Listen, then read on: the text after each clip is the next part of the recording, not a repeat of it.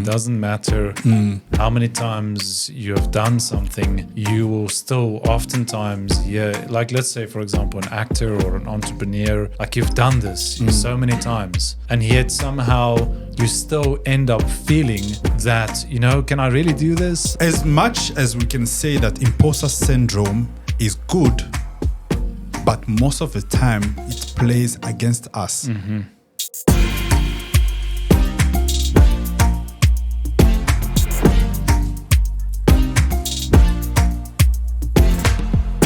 Good morning, good evening, good afternoon, wherever and whenever you're joining. Welcome to the 7X Growth Podcast. We know. We are in trouble, Chris. It's fine, you can blame me. It's me. Is it you? Yeah. You were the one saying, no, we're not doing it. No.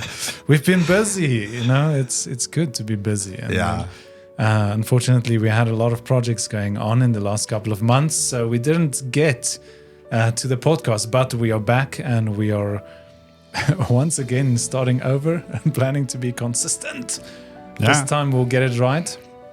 So welcome to the podcast. And today we're going to be talking about something that everybody has experienced in this world, and it's a bad thing, but it's a good thing. And that thing is imposter syndrome. Yeah. So we're going to be talking about what does it mean to have imposter syndrome. We have experienced it. How does it feel like to have imposter syndrome? Should you get rid of it? And if you do get rid of it, what then? And then how to deal with imposter syndrome. So I think the first question is going to be, to the audience and those people on that camera and the people on that camera and that camera and this camera. And this camera. We have like 6 cameras in the studio today. So the first question, have you ever experienced imposter syndrome and what does it feel like? A good definition of imposter syndrome is simply the feeling or the mindset that you do not belong, or you are not worthy, or you are not the right person for the job, or maybe like, I can't do this. I shouldn't be here. It's that voice that says, what are you doing? You shouldn't be doing this. You can't do this. What if you fail? What if you disappoint them? Just run away. That's imposter syndrome. And we have all experienced that before. So Chris, welcome to the podcast today. Thank you. I haven't welcomed you. So Oh, it's fine. Have you ever experienced imposter syndrome? Yeah. You said it. There's no one in this world who never experienced that. So yeah. Except for Jesus. No, even for Jesus. No, it says he was not ashamed. Oh yeah. No, I thought maybe for my. Oh, okay. Yeah. So let's talk about our own experience a little bit, and then we can go into what does it mean and why do we feel this way. So what did it feel like for you? When I can't say when, what did, because we all experience imposter syndrome in different times on an ongoing basis. Every time we try something new, there's imposter syndrome knocking at the door. Like, hello, what are you doing? It's like, get out of here. So what does that feel like to you when you experience imposter? What is your thoughts? What is happening in your thoughts? Naturally, I think I'm a perfectionist. I want to do I want to get things right. But most of the time it's like after doing something, because in doing things, I can do things. But after doing it, you see that voice that no, I could do much better. Oh no, that place should be this place. No, that thing, I didn't do it well. After speaking to someone, no, I didn't speak. No, maybe I should say it like this. Maybe I should do it like this. These kind of ideas. And sometimes this is a thing that sometimes I fight with it by talking to myself. What do you say to yourself? No, that's it's a secret. I swear to it. I say, hey, shut up. No, like I talk. I talk with authority to that voice. That's good. Authority. We'll come back to authority a little bit later again as well. And that's true, you know, sometimes it's before doing something and sometimes it's afterwards. I think afterwards is that voice, like, what will people think? Are they going to like it? You know, is it going to be good enough? And then you can, instead of sending that proposal to the client, or instead of submitting your design, or you know, even closing the sale, maybe it's possible that you start to draw back because you're afraid of maybe this isn't good enough. Yeah. So it's very possible. And then sometimes it's upfront, you know, like when you get you see an opportunity, but then you don't go for the opportunity. You step back and you're like, no, maybe I'm not the right person, or there's so many other people. Have you ever been in a room with people and you're like, everybody else here seems like they got it together, they are experts, and here I am. You know, I shouldn't be in this room. Like, why do you pick me? So I found out like when I was just working, trying to do some research, I found out that there's 5 types of imposter syndrome. Oh yeah, give it to us. So the first one is the perfectionist, which is me. So you striving for perfection, to make sure that you doubt your competency. Yeah. You feel like you're not good enough. To do things is not difficult for me. I can do something. But after doing it, I always feel like I could give more. You know, that perfectionism of like willing to give more. I could do it better. I could use this weight. Spend more time. You didn't spend enough time. Yes. I always feel like that. I should have put in more time. Like me also, especially with language, mostly English. Now you find yourself, you have to sit in a podcast. You have to speak in English, and after listening to your podcast, feel like, oh no, it's not. No, it's a D. It's not a A. You know, you start to like, no, I could do it much better. But hey, you're doing it like for me to speak in French. Imagine if I have to do in French podcast. No, even in French. Like, you remember when we started the podcast that I was doing in French. We spend more time to edit it because I feel like, no, my French isn't good enough. My English isn't good enough. Yeah, that's you find yourself with no language. That the perfectionist, and then there's the aspect you feel like you are a fraud because you haven't mastered everything. And that mostly with us business people, entrepreneurs, especially when it like comes to invoicing people or quotation, you feel like fear of losing out. Like you feel like, no, if I charge more, this person will not take my product. Me and you, like yesterday, we were in the meeting, the client is asking, no, I want to see if you guys really can do this. Yeah. And then you start to question yourself, like, okay, can I do it really? But you've done it 100 times. Yes. So that's like the expect, and there is the natural genius. And like believing you are not naturally intelligent, especially if you don't grasp things immediately. Like you feel like I should spend more time. I should really learn more and like read more books. I find myself like getting into like 100 books, and I have to, I want to, maybe I'm not enough. I want to read more books so that my hair can become somehow, and you see. So those are things. And then there's a soloist, feeling inadequate for needing help. Like, you know, I can do it myself. Yeah, or you should. Yes, you know, should be doing it myself. Like Bear Grylls, survive on my own. And then the fifth one is the super person, believing you must excel at everything. Ish. Or you are a fraud. So if I don't know everything, I'm a fraud. You're not good enough. Sure. I'm not good enough. I'm not well. I have to know about everything. And that's the thing that's really happening especially in the what they call it, the professional environment, in the work Even in environment. entrepreneurship as well, so- because it's like, I'm this, because most entrepreneurs, they go solo. So it's like, I need to know how to do my accounts. I need to know how to sell. I need to know how to market. I need to know how to do social media. I need to learn videography, photography.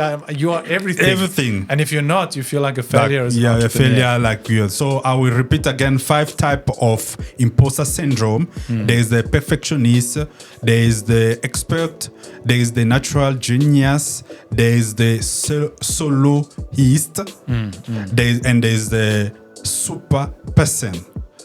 So those are type, and then I think each of us, we can identify ourselves in one. I've seen some people that I look up to, and some people that you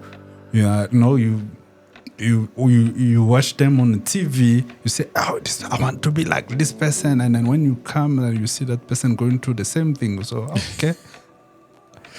That's the thing about imposter syndrome. It doesn't matter how many times you have done something, you will still oftentimes hear, like let's say, for example, an actor or an entrepreneur, like you've done this so many times, and yet somehow you still end up feeling that, can I really do this? Like, it like with me, I get that with speaking many times. Like I've spoken in front of people thousands of times, like I don't even count. But every time I get up to speak, I still feel like, am I really the right person for this? Can I really speak to these people? It never goes away. And that's a good thing. But it's just learning how to manage imposter syndrome. Because if you look at the research, it says that imposter syndrome can actually cause a lot of mental issues in people. It can cause things like anxiety, depression. Anxiety is before you have to do something, you're anxious about, am I going to do it properly? Am I the right person? Can I lead this company? Can I close this sale? Maybe I shouldn't be here. Can I do the podcast, for example? And then depression happens when it's like the first thing you were saying afterwards. I don't think I'm good enough. I didn't give my best. I should have spent more time. You start dwelling, you're talking that negative talk. And so there can be a lot of mental health issues that come from imposter syndrome. And the thing is, you can't make it go away. And sometimes people get fixated on that idea that I shouldn't feel imposter syndrome. But no, you should feel imposter syndrome because it's a good thing. Feeling imposter syndrome means that you are putting yourself outside of your comfort zone. If you don't feel imposter syndrome when you are doing things in life like business or working in your life or doing things, then it means that you're comfortable. And that's why many people stay in the same job, in the same position for years and years and years and years, because they feel like, okay, I'm the expert in this field. I have this position. I am the chief here and I know what I'm doing. But they don't want to do something new because they feel like I can't do that, imposter. But that becomes now blocking them from growing instead of saying, I need to grow.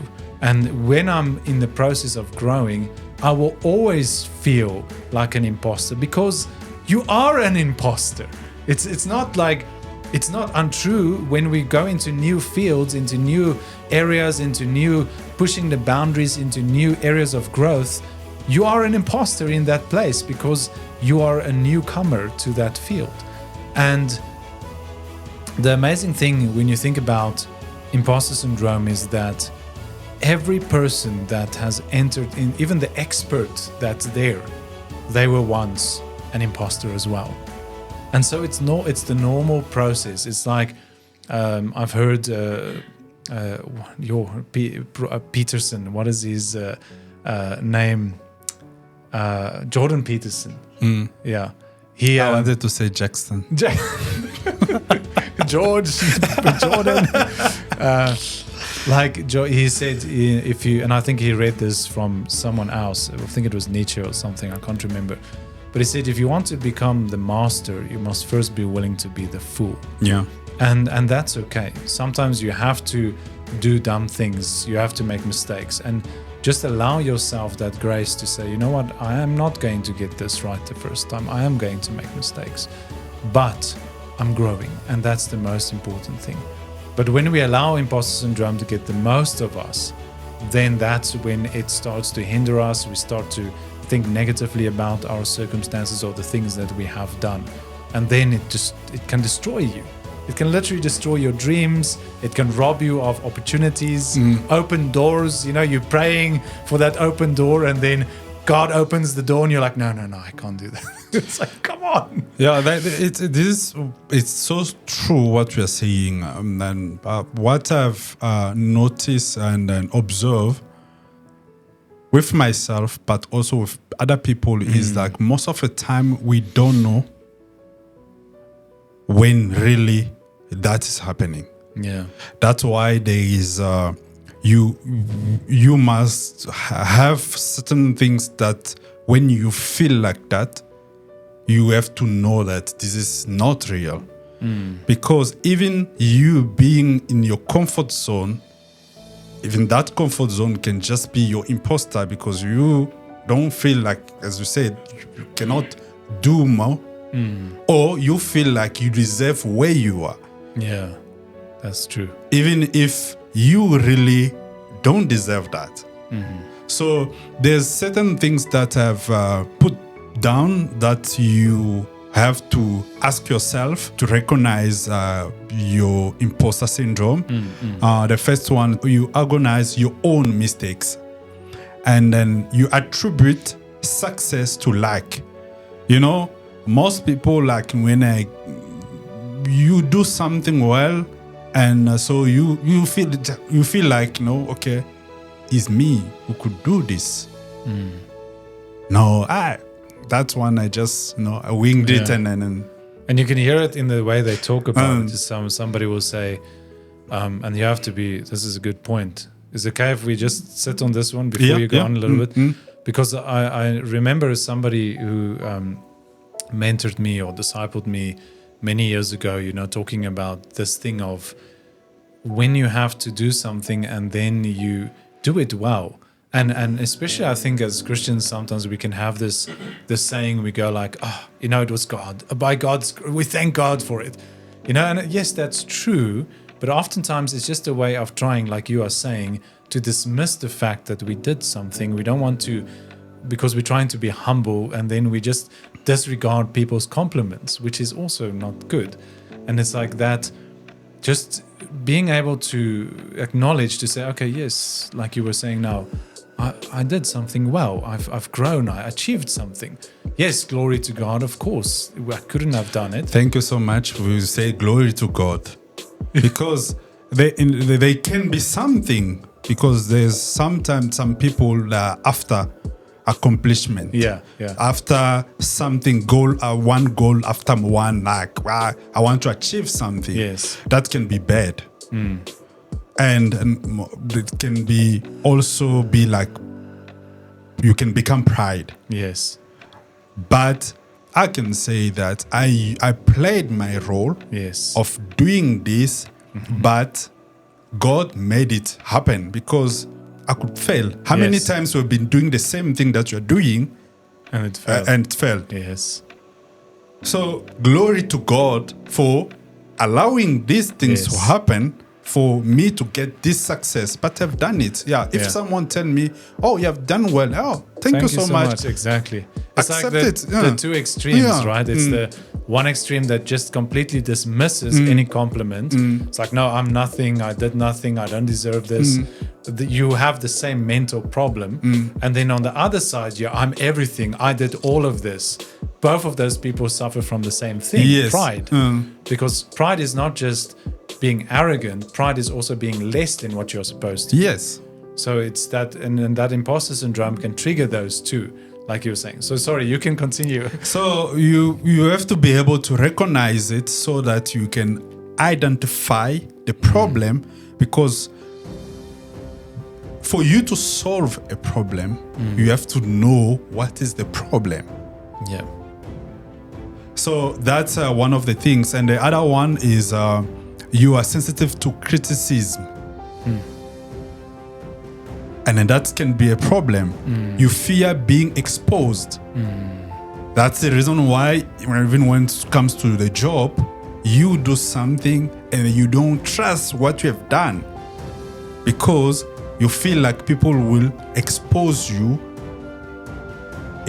People will expose your mistakes. People will expose your incompetency. People, like you don't wanna make mistakes, and then that's something that we can say is from the system. Because at school we have to have certain marks for us people to see us that we're intelligent.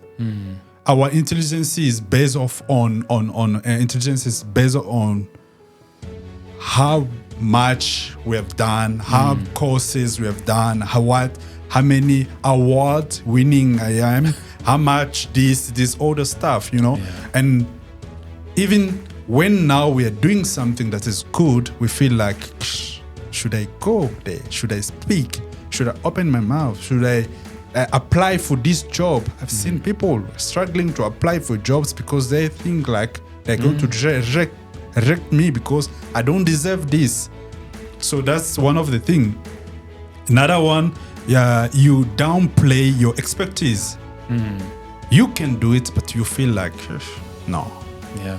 So those are certain things that you can identify so that you can recognize where the problem is so that you can overcome it. Because as much as we can say that imposter syndrome is good, but most of the time it plays against us.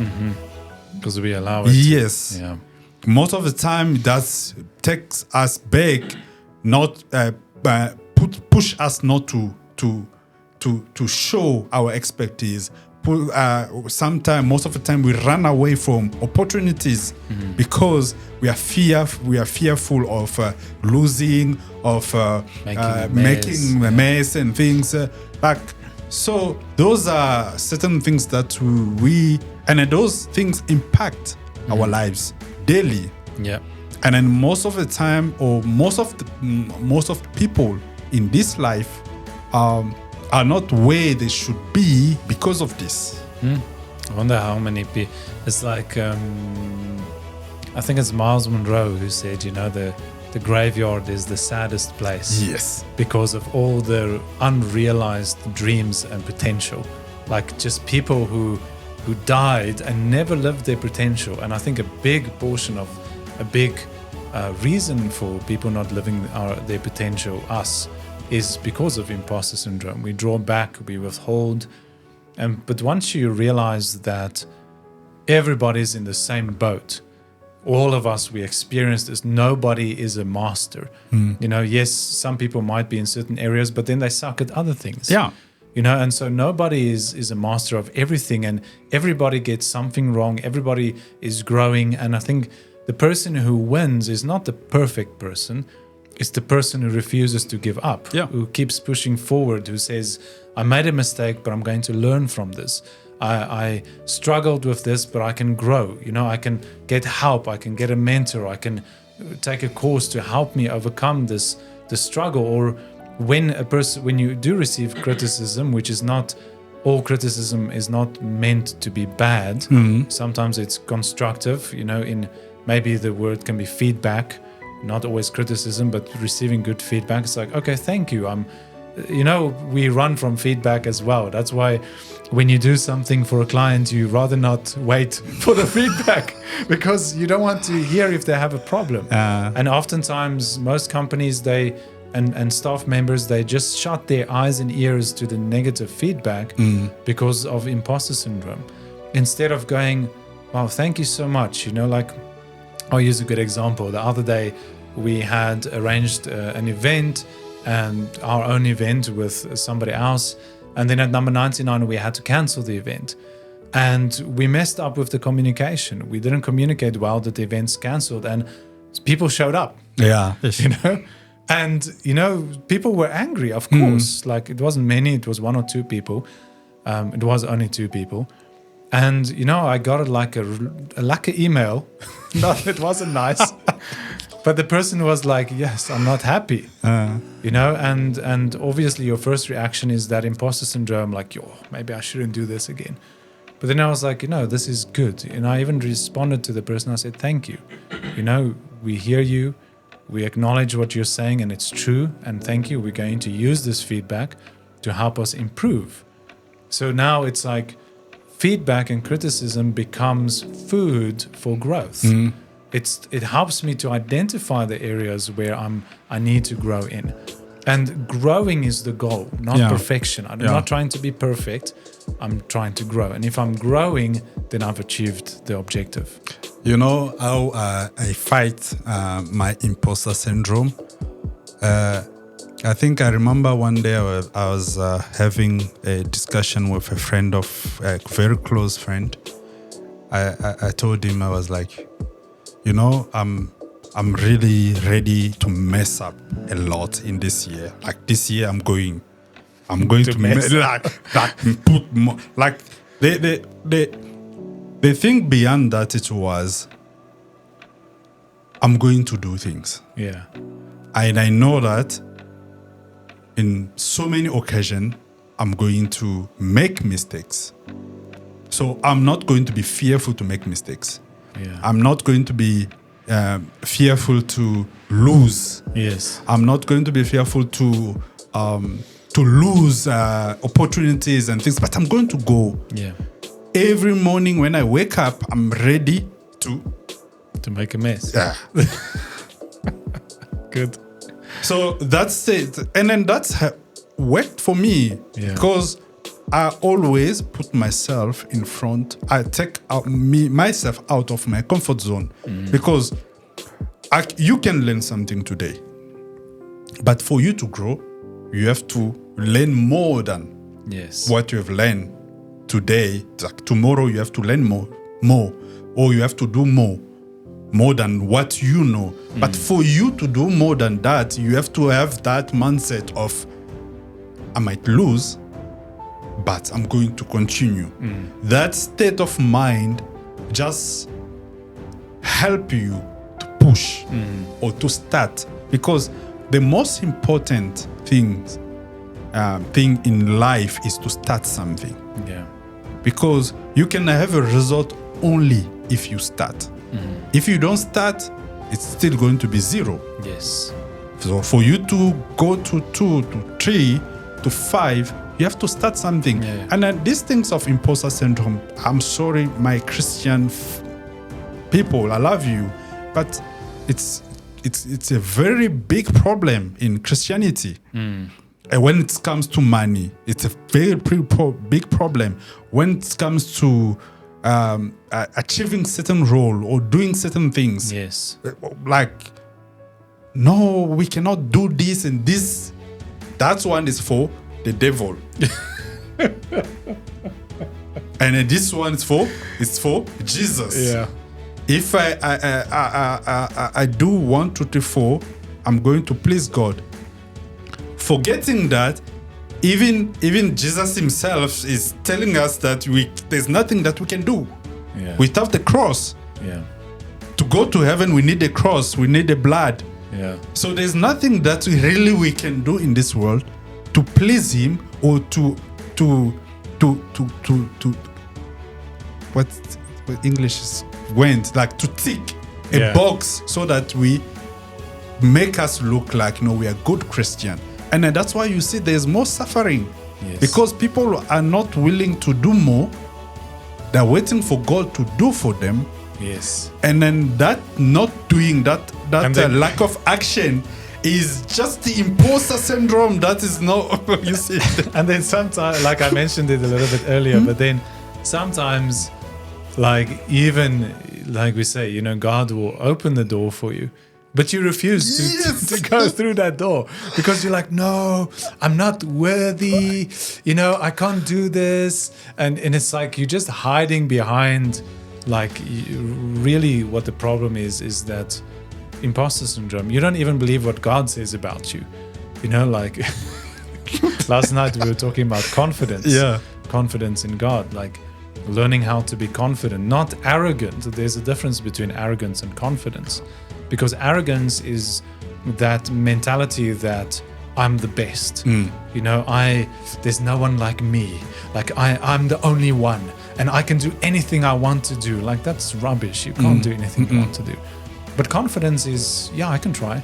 Like, let me try this. Let me learn. Let me grow. God is with me. Like, yes, I'll probably, like you were saying, I'm going to make a mess. But regardless, I can move forward, because there is two ways of failing. You can fail backwards and you can fail forwards. You can learn to say my failure is not it's not an obstacle, it's an opportunity. Failure shows me weak points that I can grow in. Failure shows me areas that I need to work on. Failure is a teacher, not a torturer. You know, it's not trying to torture you. Failure just says, hey, you need to still learn. And if you don't fail, how will you ever learn? Yeah. And so in imposter syndrome, we have to remove the fear and put confidence there to say, you know, I'm going to step out. Yes, I feel like I don't belong here because I probably don't. But these people also felt like that when they arrived there. The people that I'm looking at saying, yes, but they know a lot. Oh, wow, these people are way better than me. Like they were just like you not very long ago, you know, probably less than 100 years, because then they wouldn't be here. And so every person was a fool before they became a master. And we don't have to be afraid. We can just embrace the process of learning, embrace the process of failing, embrace the process of growing. Yes, growing is painful, but that's okay. Like even in the business, every day we are talking about better ways to do things in the business. You know, better ways to sell, better ways to operate, better ways to market, better ways to engage with our clients, better ways to communicate. Like, does that mean that there's something wrong with us? No, we are just we're growing. Oxana is growth. And the better way is doing things. Yeah. Because most of the time we have books, we make notes, we have all those stuff. We read them, but we don't do that. Yeah. And the better way is doing. And action. You grow the action. That's yes. the better way. Because more you do things, more you see where it's not going well. You test, you change, you go. That's where you become. That's the way to become better than you are today. And then, like there's I've not here that like about a little bit what causes the imposter syndrome. One of it's the upbringing, like the way the childhood, how we grow up. Because we can identify them, we can see whatever, but if we really don't go to the source of the problem to identify the problem, we might lose also the problem. Like we might mistaken the solution. Yeah. Because most of the time in life we try to resolve problems with wrong. Yeah, we misidentify the problem. Like so the problem is A, but you are trying to resolve that problem with a B solution. So if you identify the problem, you can now go back and then start to adjust and work on that. That even these people those who talk about affirmation is like, okay, you see the things, now you start to change it. You try to talk to yourself, okay, yes, I grew up like this, I had this childhood problem, but I'm a better person today. So to change that. But you can do that only if you identify where is the problem, where the problem started. Like the way you grow up, it can be problem with the parent, you were the only child or the firstborn, and all these things affect us. And then I build our imposter. Yeah. So that we can feel, if you had a parent who always tell you that you are not intelligent. Yes. Or you cannot accomplish something big, or you cannot be someone in life. When you tell people, no, I want to be a millionaire. Even your grandparents were not a millionaire, and are you going to be? You see, and then those kind of things push people to grow with that belief, because some of the belief that we have, it's not our belief. Yes, it's belief that like borrowed from people, like from people, from families, from friends, of all these things. So if we identify the cause of the problem, now we can now construct or build with a good premise or a good solution, so that we can resolve that problem and then grow. Yes. And then another one is new opportunities. Like you get to new opportunity, and then now you feel like, okay, who am I here?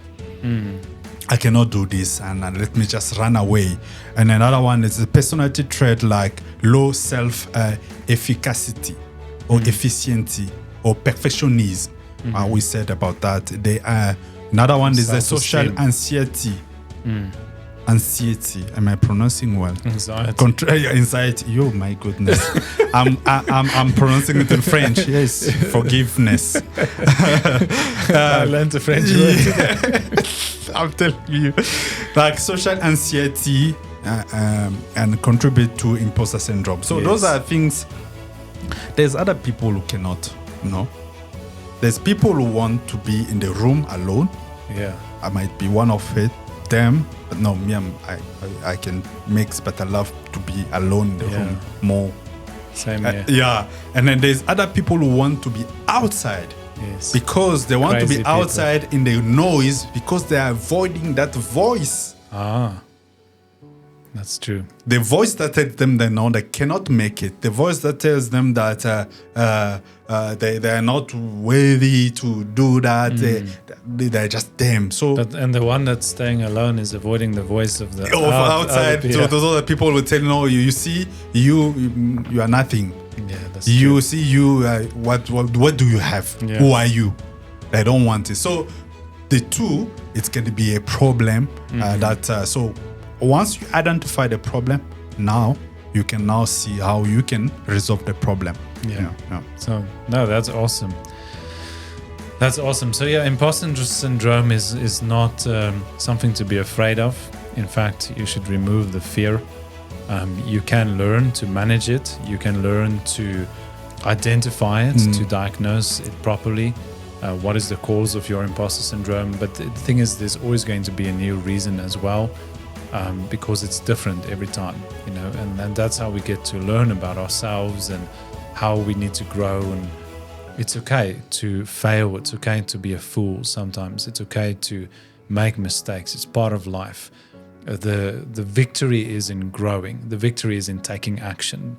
If you are a doer, you have already done more, and you've won already more than 90% of the world's population, because most people talk, but they don't do anything. And those that don't do, they love criticizing those that are doing, because it's easier. It's easier. You shouldn't do it like that, but you haven't done nothing. I know, but I'm the expert. Like, really? There's nothing there. So just to close off, and then, is there any questions anywhere? No? Great. Maybe we can just talk quickly. I have something here, how to overcome it. Okay. Because close with that. Yeah. So I think to cope with it or to overcome it, you can share your feelings with others, because first you have to be self-aware of yourself, of that, and then when you see it, now you have to share with other people. Yeah, it's also, but you have to see who you are sharing that with, like, to talk. People who can help you with that. Focus on helping other people. That also can help you to overcome that. And then assess your ability realistically. I pronounce it well. Take small steps, because sometimes we want to, like, I want to be the president of Congo. And then when you see the road that you have to take, you say, ooh, I cannot do it.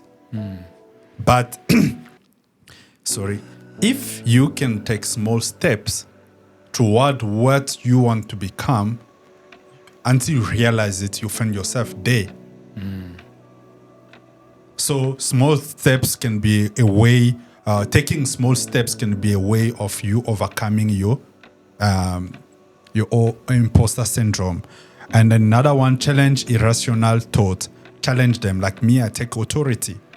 Like I say, okay, shut that one off. Like, just keep quiet. I don't want to listen to you. This is who I am, and I'm done with it, and I move on, do something else. So challenge them, because it will be there. Challenge. Yes. You have that authority. Yeah. To Satan must go away. Avoid comparing yourself to other people, and that's comparison. So avoid that, and then just focus in your journey. Life is a journey. In that journey, you need other people as much as other people need you. So focus in your journey, and those one who belong to your journey, they will come. They will be with you, and there will be those one that you will share your feelings, that will help you to overcome. And those one who don't belong to that, they won't be there. But you don't have to compare yourself to those who belong to your journey or those who are in your journey. So you are focus in like your journey is your journey. Go. Stop comparing yourself. And another one is use a social media moderately. Moderately, yeah. Moderately. That's one.